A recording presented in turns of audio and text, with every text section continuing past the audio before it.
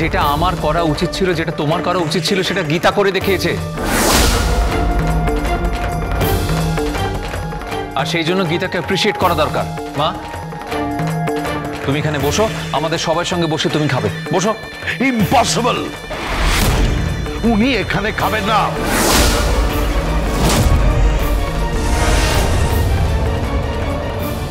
আপনি এখান থেকে উঠে যান, অ্যাডভোকেট ব্রজবালা মুখার্জি। বড় কাকা? হ্যাঁ, আমি এক আসনে এক ডাইনিং টেবিলে আমি আপনার সাথে বসে খাবো না।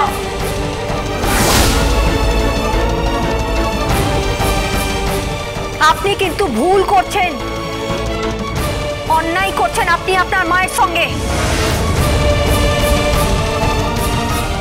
আপনার এই মিথ্যে, অহং, এই আপনার জেদ, আপনার ক্ষোভ, এগুলোর জন্য করছেন তো আপনি।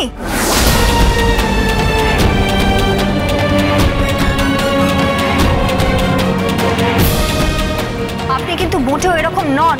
আপনি আপনার মায়ের সঙ্গে অন্যায় করছেন। আমি ওনাকে কখনো মা বলে মানেনি,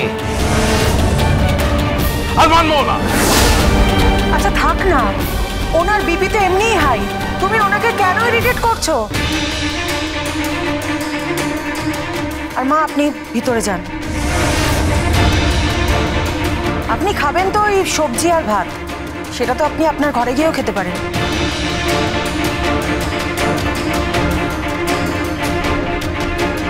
আর আমি বুঝতে পারছি না যে আপনি আননেসেসারি কেন সিন ক্রিয়েট করছেন।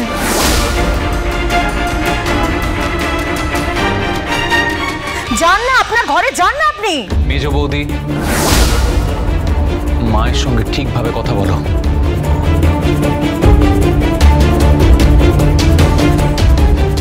উনি মা হন, মায়ের সঙ্গে ঠিকভাবে কথা বলতে শেখো। আর মেজদা, তুমি চুপ করে বসে আছো, চুপ করে বসে বসে সবকিছু শুনছো, দেখছো, কিছু বলছো না কেন? উনি আর কি বলবেন, ওনার তো বুদ্ধিভ্রষ্ট হয়েছে।